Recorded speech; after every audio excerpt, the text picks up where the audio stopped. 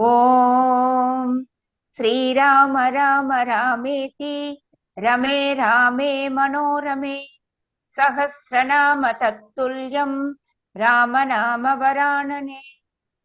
ओम आपदामपहर्तारं दातारं सर्वसंपदां लोकाभिरामं श्रीरामं भूयो भूयो नमाम्यहम्। Namaskar. नमस्कार। Today we read chapter 96 of Ayodhya Kandam, which has 30 verses. While recreating himself in the company of Sita on the lovely hills of Chitrakuta, Rama beholds all of a sudden a large cloud of dust screening the sun and hears a loud noise and dispatches Lakshmana to ascertain the cause. Lakshmana thereupon climbs up the top of a lofty tree and, catching sight of an army with the chariot of its leaders distinguished by an ensign bearing the device of the Kovidara tree, hastily concludes that Bharata has come all the way to dispose of Sri Rama and thereby to make himself secure on the throne of Ayodhya. Returning apace to the presence of Sri Rama, he disburdens himself of his suspicions and speaks angrily of Bharata, swearing that he will kill the intruder. आज हम शन्नवतितम सर्ग का पठन पाठन और श्रवण करेंगे। इसमें 30 श्लोक है। वन जंतुओं के भागने का कारण जानने के लिए श्री राम की आज्ञा लक्ष्मण का शाल वृक्ष पर चढ़कर भरत की सेना को देखना और उनके प्रति अपना रोषपूर्ण उदार प्रकट करना। तां तदा दर्शयित्वा तु मैथिलीं गिरि निम्नगां निशसाद गिरिप्रस्थे सीतां मांसेन चंदयन्। इस प्रकार मिथिलेश कुमारी सीता को मंदाकिनी नदी का दर्शन कराकर उस समय श्री रामचंद्र जी पर्वत के समतल प्रदेश में उनके साथ बैठ गए और तपस्वी जनों के उपभोग में आने योग्य फल मूल के गूदे से उनकी मानसिक प्रसन्नता को बढ़ाने उनका लालन करने लगे। Having shown on that occasion the hilly stream Mandakini to the aforesaid Sita, the princess of Mithila, Sri Rama for his part sat down on a single flat rock, humoring Sita with a description of the pulp of fruits fit for the consumption of ascetics as follows. Idam medyamidam swadu nishtaptamidam agnina evamaste sadharmatma सीतया सह राघवः। धर्मात्मा रघुनंदन सीता के साथ इस प्रकार की बातें कर रहे थे। प्रिय, ये फल परम पवित्र है, ये बहुत स्वादिष्ट है तथा इस कंद को अच्छी तरह आग पर सेका गया है। This fruit is fit for being offered as an oblation into the sacrificial fire. This is luscious and this bulb has been roasted well in fire. In this way, the celebrated Sri Rama, a son of Raghu, whose mind was devoted to righteousness, spent his time with Sita. तथा तत्र आसतः तस्य भरतस्य उपयायिनः सैन्यरेणुश्च शब्दश्च प्रादुरास्तां नभस्पृशौ। इस प्रकार वे उस पर्वतीय प्रदेश में बैठे हुए ही थे कि उनके पास आने वाले भरत की सेना की धूल और कोलाहल दोनों एक साथ प्रकट हुए और आकाश में फैलने लगे। While he remained sitting there as aforesaid, the dust raised by the army of Bharata, who was approaching Sri Rama, as well as their tram, rose to the skies. अर्दिता यूतपा मत्ताः स यूताद् दुद्रुवुर्दिशः सतं सैन्यं समुद्धूतं शब्दं सुश्राव राघवः। इसी बीच में सेना के महान कोहलल से भयभीत एवं पीड़ित थी हाथियों के कितने ही मतवाले यूथपति अपने यूथों के साथ संपूर्ण दिशाओं में भागने लगे। In the meantime, alarmed, agitated by that great noise, the lordly elephants in rut ran away from their herd in various directions.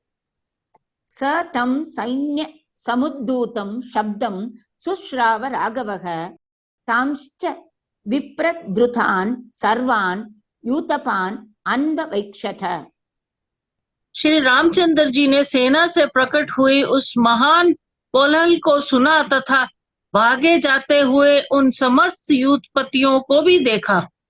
The aforesaid Sri Rama heard that noise caused by the army and also perceived all those leaders of herds of elephants that had taken flight from their herd. तांश्च विप्रद्रुतान् दृष्ट्वा तं च श्रुत्वा महास्वनम् उवाच रामः सौमित्रं लक्ष्मणं दीप्ततेजसम्। उन भागे हुए हाथियों को देखकर और उस महाभयंकर शब्द को सुनकर श्री रामचंद्र जी उद्दीप्त तेज वाले सुमित्र कुमार लक्ष्मण से बोले। Seeing them run away and also hearing that great noise, Sri Rama spoke as follows to Lakshmana, son of Sumitra, of resplendent glory. हन्त लक्ष्मण पश्येह सुमित्रा सुप्रजाः त्वया भीमस्तन्नित गंभीरं तुमुलः श्रूयते स्वनः। लक्ष्मण, इस जगत में तुमसे ही माता सुमित्रा श्रेष्ठ पुत्र वाली हुई हैं। देखो तो सही, ये भयंकर गर्जना के साथ कैसा गंभीर तुमुल नाद सुनाई देता है। Hello, Lakshmana, Sumitra in this world is blessed with a worthy son in you. See how this confused noise is being heard deep as a terrible crash of thunder. गज यूतानि वारण्ये महिषा वा महावने वित्रासिता मृगाः सिंहैः सहसा प्रद्रुता दिशः। How is it that herds of elephants in the forest or wild buffaloes in the great forest or even deer have all of a sudden taken to flight helter-skelter in various directions as though they were scared by lions? राजा वा राजपुत्रो वा मृगया अमटते वने अन्यद्वा स्वापदं किंचित् सौमित्रे ज्ञातुमर्हसि। Is any king or prince going about hunting in the forest, or has any other beast of prey appeared here? You ought to find this out, O son of Sumitra. Sumitra नंदन, पता तो लगाओ, इस विशाल one में ये जो हाथियों के झुंड अथवा भैंसे या मृग जो सहसा संपूर्ण दिशाओं की ओर भाग चले हैं, इसका क्या कारण है? इन्हें सिंह ने तो नहीं डरा दिया अथवा कोई राजा या राजकुमार इस वन में आकर शिकार तो नहीं खेल रहा है, या दूसरे कोई हिंसक जंतु तो नहीं प्रकट हो गया है। सुदुश्चरो गिरिश्चायं पक्षिणाम् अपि लक्ष्मण सर्वं एतत् यथा तत्त्वम् अभिज्ञातुम् अर्हसि। लक्ष्मण, इस पर्वत पर अपराजित पक्षियों का आना जाना भी अत्यंत कठिन है, फिर यहाँ किसी हिंसक जंतु व राजा का आक्रमण कैसे संभव है? अतः इन सारी बातों को ठीक ठाक जानकारी प्राप्त करो। Moreover, this mountain, O Lakshmana, is most difficult of access even to birds of other parts. You ought therefore to ascertain all this correctly here. स लक्ष्मणः संत्वरितः सालमारुह्य पुष्पितं प्रेक्षमाणो दिशः सर्वाः पूर्वां दिशाम् अवैक्षत। भगवान श्री राम की आज्ञा पाकर लक्ष्मण तुरंत ही फूलों से भरे हुए एक शाल वृक्ष पर चढ़ गए और संपूर्ण दिशाओं की ओर देखते हुए उन्होंने पूर्व दिशा की ओर से दृष्टिपात किया। Enjoined thus, the celebrated Lakshmana climbed up with great expedition a sal tree in blossom, and surveying all the quarters fixed his gaze on the eastern quarter. उदङ्मुखः प्रेक्षमाणो ददर्श महतीं चमूं गज अश्व रथ संबाधां यत्तैर्युक्तां पदातिभिः। तत्पश्चात उत्तर की ओर मुंह करके देखने पर उन्हें एक विशाल सेना दिखाई दी जो हाथी, घोड़े और रथों से परिपूर्ण तथा प्रयत्नशील पैदल सैनिकों से संयुक्त थी। Looking intently with his face now turned northwards, he espied a large army thick with elephants, horses and chariots, and conjoined with vigilant foot soldiers. ताम् अश्वरथ सम्पूर्णां रथध्वज विभूषितां सशंस सेनां रामाय वचनं च इदम् अब्रवीत्। घोड़ों और रथों से भरी हुई तथा रथ की ध्वजा से विभूषित उस सेना की सूचना उन्होंने श्री रामचंद्र जी को दी और ये बात कही। He announced to Sri Rama the approach of that army, abounding in horses and chariots and adorned with ensigns, borne on chariots, and made the following submission. अग्निं संशमयतु आर्यः सीता च भजतां गुहां राज्यं कुरुष्व चापं च शरांश्च कवचं तथा। आर्य, अब आप आग बुझा दें, अन्यथा धुआं देखकर ये सेना यहीं चली आएगी। देवी सीता गुफा में जा बैठे, आप अपने धनुष पर प्रत्यंगिया चढ़ा ले और वान तथा कवच धारण कर ले। Let your worthy self fully extinguish the fire, lest the smoke issuing from it should attract the army to this spot. And let Sita seek a cave, nay, keep ready your bow as well as arrows and armor. तं रामः पुरुषव्याघ्रो लक्ष्मणं प्रत्युवाचः अंघावेक्षस्व सौमित्रे कस्य इमां मन्यसे चमूम्। ये सुनकर पुरुष सिंह श्री राम ने लक्ष्मण से कहा, प्रिय सुमित्रा कुमार, अच्छी तरह देखो तो सही, तुम्हारी समझ में ये किसकी सेना हो सकती है। To the said Lakshmana, then said Sri Rama, a veritable tiger among men, replied as follows. Dear Lakshmana, please look carefully at the device of the ensign and tell me whose army you consider it to be. एवं उक्तस्तु रामेण लक्ष्मणो वाक्यम् अब्रवीत् दिदक्षन्निव तां सेनां रुषितः पावको यथा।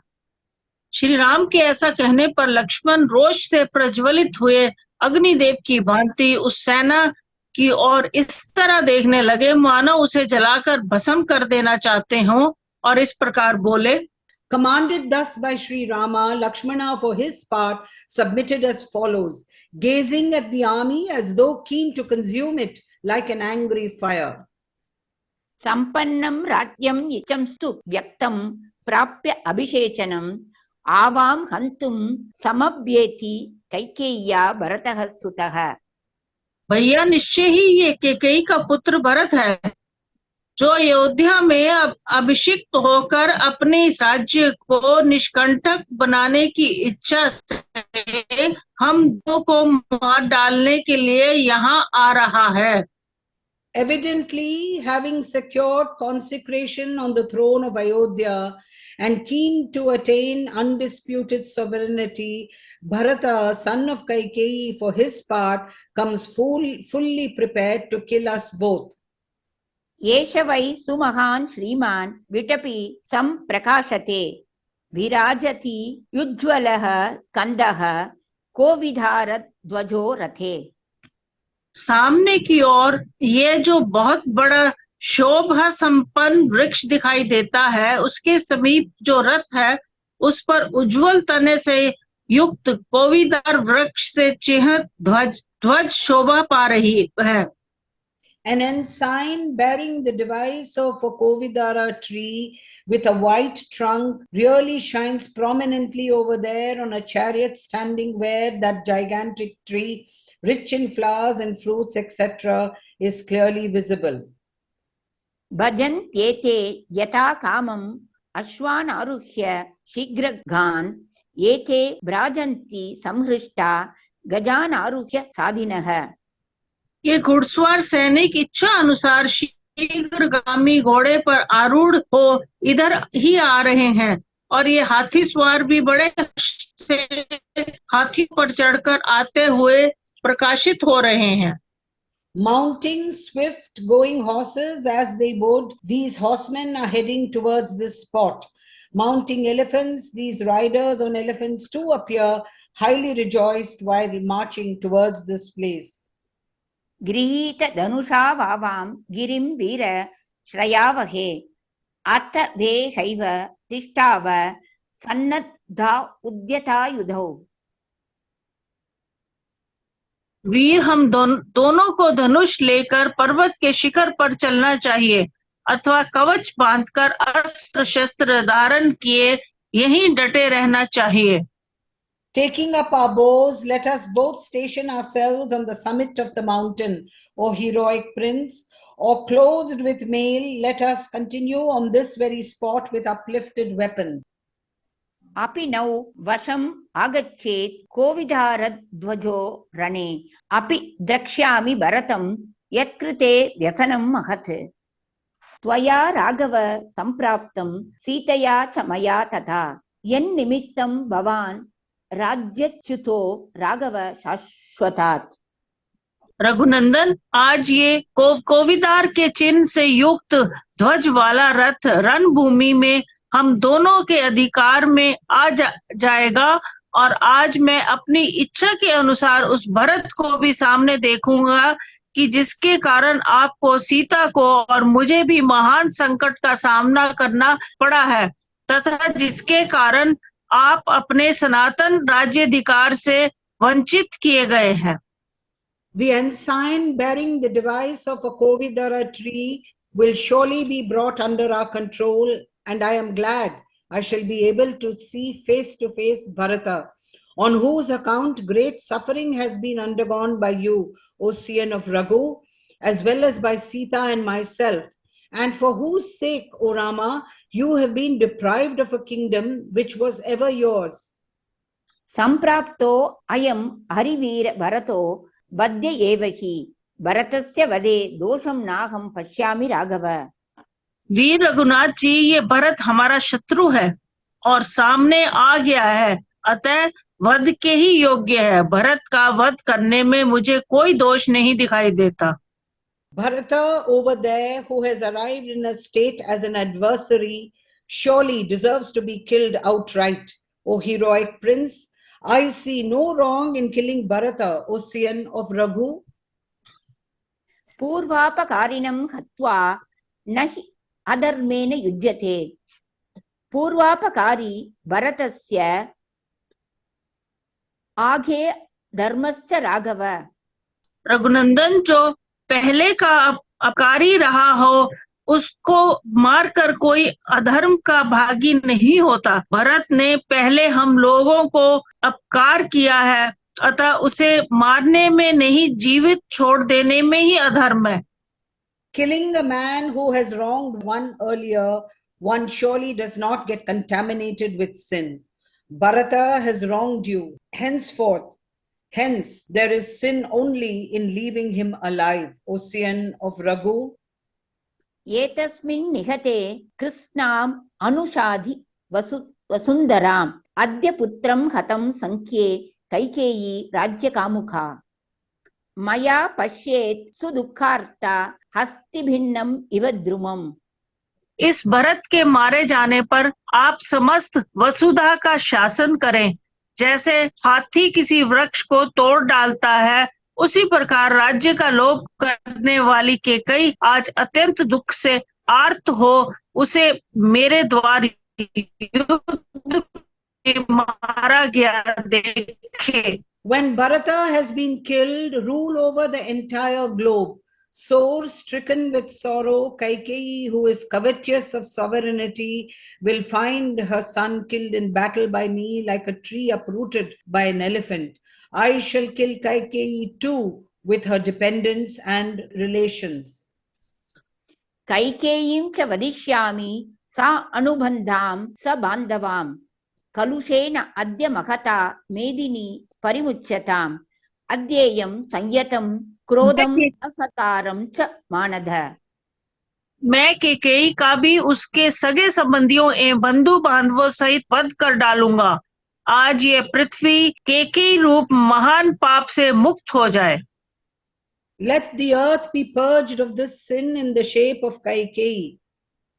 मोक्ष्यामि शत्रु सैन्येषु कक्षेषु इव हुताशनम् अद्यैव चित्रकूटस्य काननं निशितैः शरैः। मानंद, आज मैं अपने रोके हुए क्रोध और तिरस्कार को शत्रु की सेनाओं पर उसी प्रकार छोड़ूंगा जैसे सूखे घास फूस के ढेर में आग लगा दी जाए। Today I shall release my suppressed fury and scorn in the shape of arrows against that enemy's forces, even as one would spit fire on dried bushes, O bestower of honor. चिन्दन् शत्रुशरीराणि करिष्ये शोणितोक्षितं शरैः निभिन्नहृदयान् कुञ्जराः तुरगां तथा। अपने तीखे बाणों से शत्रुओं के शरीर के टुकड़े टुकड़े करके मैं अभी चित्रकूट के इस वन को रक्त से सींच दूंगा। Tearing to pieces the bodies of the enemies with sharp-pointed arrows, I shall this very day drench the forest of Chitrakuta with blood. श्वापदाः परिकर्षन्तु नरांश्च निहतान् मया शराणां धनुषाश्च अहम् अनृणो अस्मिन् महावने ससैन्यं भरतं हत्वा भविष्यामि न संशयः। मेरे बाणों से विदीन हुए हृदय वाले हाथियों और घोड़ों को तथा मेरे हाथ से मर गए मनुष्य को भी गीदड़ आदि मांस पक्षी जंतु इधर उधर घसीटे इस महान वन में सेना सहित भरत का वध करके मैं धनुष और बाण के ऋण से अऋण हो जाऊंगा और इसमें संशय नहीं है। Let beasts of prey drag hither and thither the elephants and horses whose heart is pierced through with arrows, as well as the men that will be slain by me. Having killed Bharata with his army in this great forest, I shall get square with my arrows and bow by supplying them with abundant food. There is no doubt about it. इत्यार्षे श्रीमद् रामायणे वाल्मीकीये आदिकाव्ये अयोध्याकाण्डे षण्णवतितमः सर्गः। इस प्रकार श्री वाल्मीकि निर्मित अर्ष रामायण आदि काव्य के अयोध्या कांड में 96वां सर्ग पूरा हुआ। Thus ends Canto 96 in the Ayodhya Kandam of the glorious Ramayana of Valmiki, the work of a rishi and the oldest epic. ओम श्री राम राम रामेति रमे रामे मनोरमे सहस्त्र नाम तत्तुल्यम राम नाम वरानने। Om Apadam Apahartaram Dataram Sarvasampadam Lokabhiramam Shri Ramam Bhuyo Bhuyo Namamyaham. Dhanyabad. धन्यवाद।